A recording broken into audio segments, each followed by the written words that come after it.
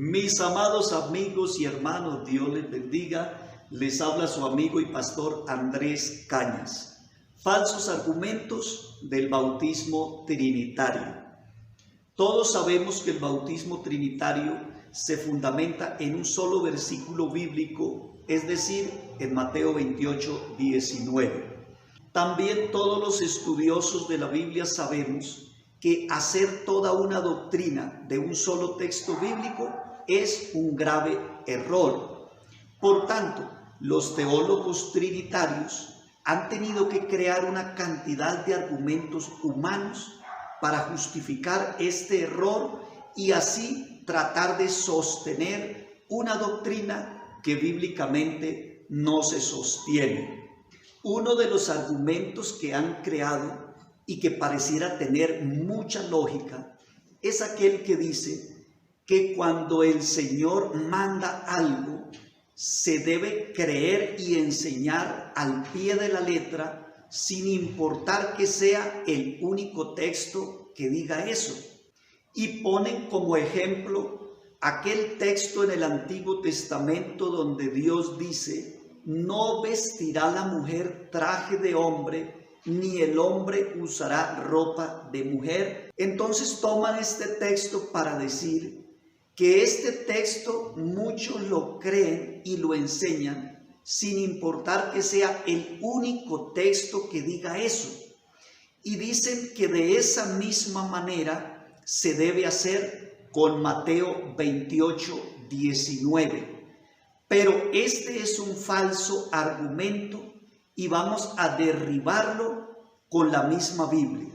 Fíjese usted que todos aquellos textos que se creen y se enseñan al pie de la letra sin que hayan más textos que digan exactamente lo mismo, es porque estos textos están en total armonía con su contexto, no interfieren con su contexto. Pero hay textos bíblicos que si se toman al pie de la letra y se aplican de forma literal, quedan en conflicto con su contexto, y en esos casos ya no se puede hacer una doctrina de ese solo texto, sino que tenemos que buscar muchos textos más, investigando en su contexto, para que sea el contexto el que me diga qué es lo que realmente quiere decir este texto, y así ponerlo en armonía con su contexto.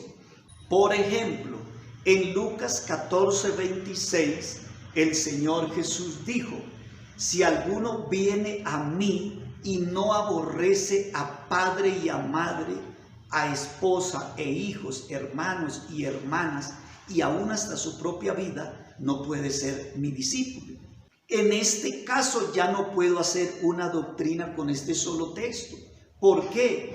Porque si tomo este texto de forma literal, el texto queda en conflicto con el contexto, pues el contexto me está diciendo todo lo contrario. El contexto me está diciendo que debemos amarnos los unos a los otros, que debo honrar a mi padre y a mi madre, y que si yo aborrezco a mi hermano, permanezco en muerte. Entonces, si yo me quedo con este solo texto y comienzo a despreciar el contexto diciendo: no, es que esta es la doctrina que Jesús dijo, que aborrezcamos a papá y a mamá, y entonces Juan es el que está diciendo que ame a mi hermano, entonces yo le creo más a Jesús, entonces voy a aborrecer a papá y a mamá. Eso es un grave error. ¿Por qué? Porque este texto no lo puedo tomar literalmente para hacer una doctrina con ese solo texto. Tengo que tener en cuenta todo el contexto para que sea el contexto el que me diga qué es lo que realmente Jesús quiso decir. Pues en ese texto Jesús en ningún momento quiso decir que literalmente yo debo aborrecer a mi familia. No, ese aborrecer en ese contexto significa amar menos a mi familia que a Dios. En otras palabras, ese texto lo que me está diciendo es que yo debo amar a Jesús por encima de mi familia. Eso es todo. Y para yo poderlo entender de esta forma, necesito el contexto bíblico.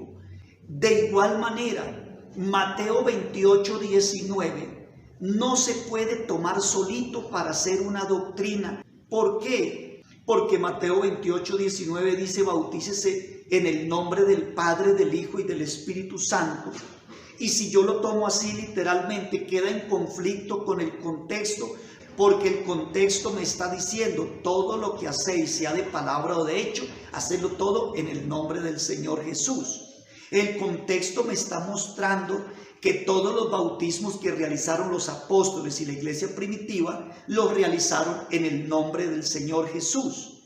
Entonces, si yo me quedo solo con Mateo 28, 19 diciendo: esta es la doctrina, y desprecio todo el contexto bíblico que me dice todo lo contrario, estoy cometiendo un grave error, porque estoy sacando un texto de su contexto y poniéndolo en conflicto con el resto de la Biblia.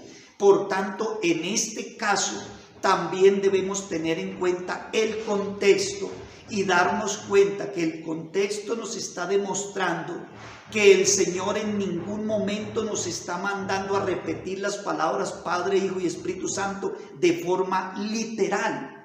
Lo que ese texto nos está demostrando es que Padre, Hijo y Espíritu Santo tienen un nombre que es sobre todo nombre, y que ese nombre es Jesús, y que debajo del cielo no hay otro nombre en que podamos ser salvos. Por tanto, el contexto mismo es el que nos demuestra que el bautismo no es literalmente repitiendo las palabras Padre, Hijo y Espíritu Santo, sino en el nombre de Jesucristo para el perdón de los pecados.